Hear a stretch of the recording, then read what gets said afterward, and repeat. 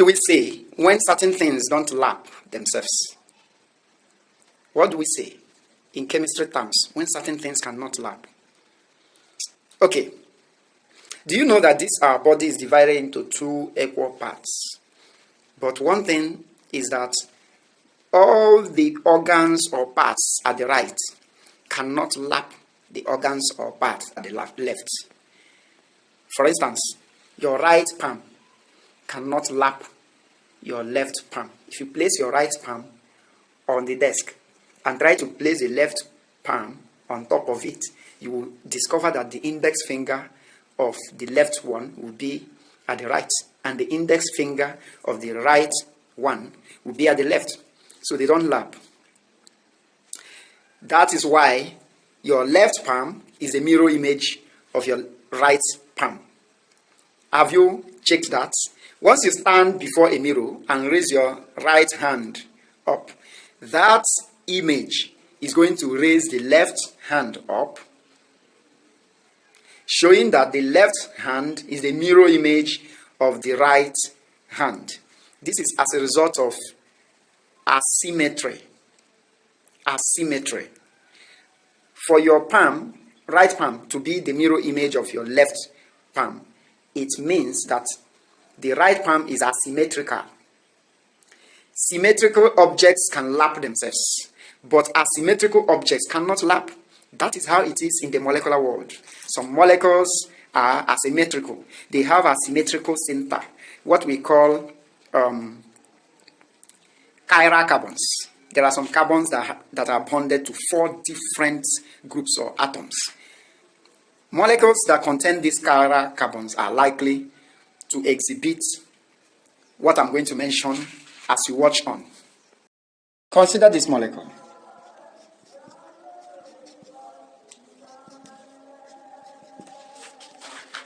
This is methane, right? Now, consider placing a mirror at the front of this methane molecule.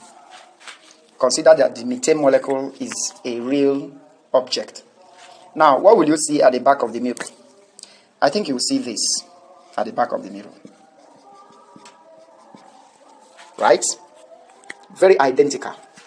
This is also methane. Now, use your imagination and pick this methane. Pick it. Use it to lap this one. Does this lap this one? Does this mirror image lap this real object? Yes, I think.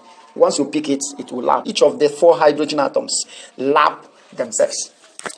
This particular methane is called superimposable mirror image of what? This particular one. This is a superimposable mirror image of this one. Now let's consider another molecule. CH3. CHOH. COOH. This is 1, 2, 3. 1, 2 OH. That is 2 hydroxyl. 1, 2, 3 propanoic acid. Propanoic acid. Or what we call lactic acid. Now, look at this. Place a mirror at the front of the molecule. What would you see? Forget to subscribe to my YouTube channel, Anselm Igwe Educational Consultancy. See you there. HOOC, bond C, H, HO, then CH3. You see? This is the same 2-hydroxyl propanoic acid. Now, use your imagination also. Place this particular mirror image. Try to lap this one. It wouldn't work because the COOH here, we meet CH3. And the CH3 here, we meet COOH. Therefore, this particular compound or molecule is called non-superimposable. It cannot lap. Non-superimposable mirror image. of this one. Now, what do we call this? The phenomenon is called optical isomerism. The two molecules have the same molecular formula, but different configurations of atoms, different spatial orientation of atoms. You know, COOH here is facing this side, but here it is facing this side. Different spatial orientation. So, that is called optical isomerism. Therefore, these two molecules are called optical isomers. Why do we call it optical isomers? Because they are mirror images of each other, non-superimposable mirror images of each other. Superimposable mirror images of other molecules are not called optical isomers, but non-superimposable mirror images of molecules are called optical isomers. The word optical doesn't mean there is a physical mirror there.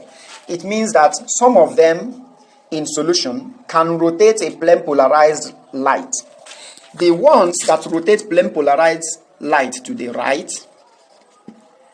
are called what?